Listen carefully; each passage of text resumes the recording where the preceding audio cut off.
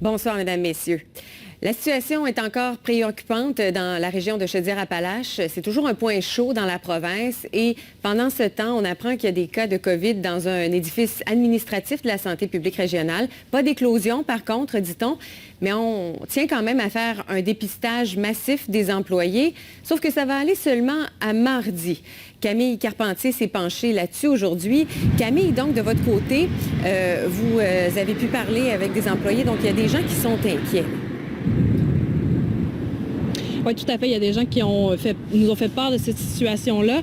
Je vous précise tout d'abord, Marie-Pierre, qu'il y a, nous dit-on, plusieurs dizaines d'employés qui travaillent ici. Il y en a plusieurs qui sont en télétravail.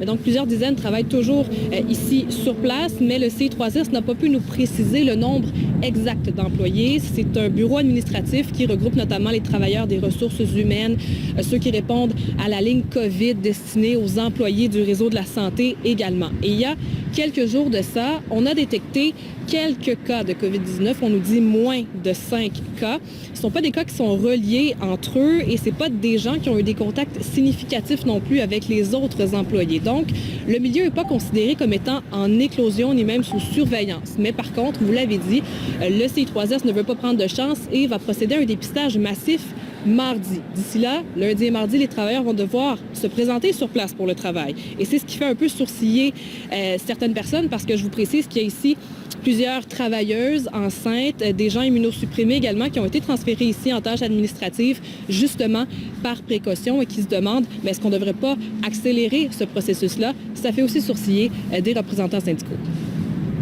Et moi, je pense que vraiment l'employeur s'appuie sur la recommandation de la santé publique. Puis, je pense que là, honnêtement, là, moi, je me permets de penser que c'est douteux parce que là, il faut aller au-delà. Il faut vraiment agir en prévention. Puis, tant mieux si tous les résultats sortent négatifs, mais au moins, il n'y aura pas de reproches, il n'y aura pas d'éclosion éventuelle ailleurs dans d'autres milieux. Et c'est une décision qui surprend aussi une spécialiste à qui vous avez parlé. Oui, qui croit que, surtout considérant la situation en Chaudière-Appalaches où le virus circule beaucoup, il faudrait plutôt agir rapidement pour le dépistage. Quand on a des employés dans un établissement ou dans un bâtiment qui reçoivent un test positif, même si les cas ne sont pas liés, c'est une mesure importante de faire un dépistage massif, particulièrement quand c'est des employés d'un établissement de santé.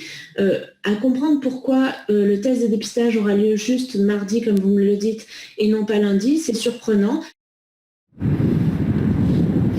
Du côté du CI3S, on nous dit qu'on privilégie pour le dépistage rapide les milieux en éclosion et sous surveillance. Merci Camille.